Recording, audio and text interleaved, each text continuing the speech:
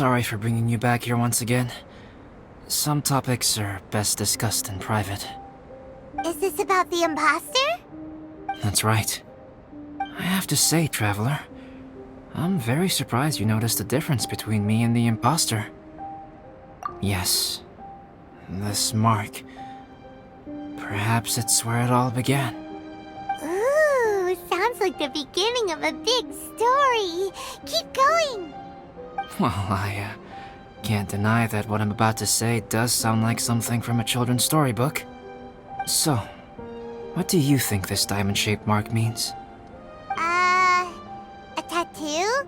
A crest? Something else? No.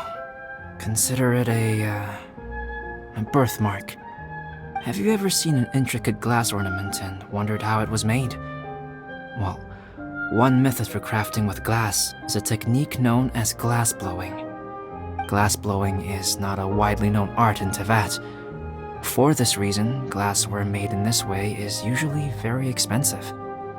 As the name implies, glass blowing involves blowing air into a hole, much like blowing up a balloon.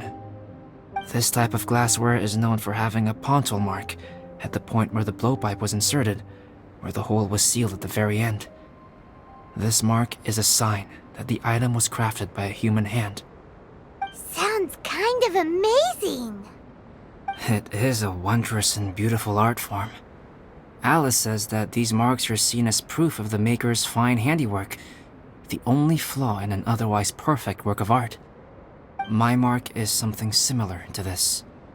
The difference between synthetic and natural life lies in the directional flow of the life force. The energy of a natural life form flows out from within. That's why flower buds bloom and curled leaves unfold. And it's the very reason we watch and wonder at blossoming flowers. Creating life artificially, on the other hand, involves, to a certain extent, the introduction of an external source of energy into the embryonic life form. When the hole where the life force was infused is sealed at the end, it leaves a mark not dissimilar to the pontal mark in blown glasswares.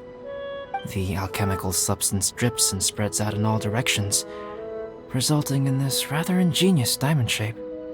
Wow, so that's where it came from. This mark is a sign of my artificial origins, and proof of my imperfection as a human. I presume that the imposter intentionally avoided replicating this mark, so as not to become less than perfect himself. You are fundamentally different from other people. I have few qualms about sharing my secrets with you. Just as Paimon said, it all sounds like a story.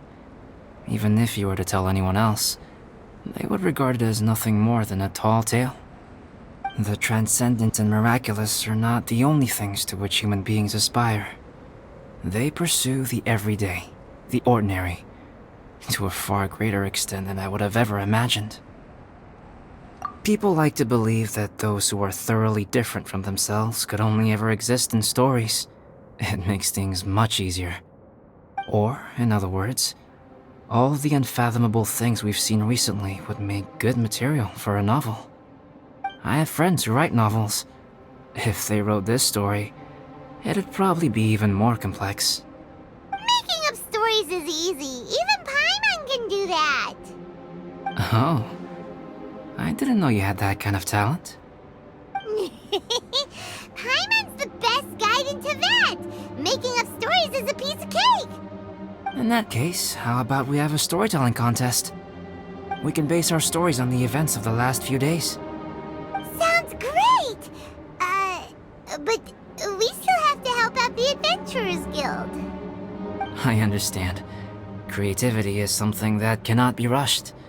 Take your time, and come back when you have found some inspiration. We'll see whose story is more compelling.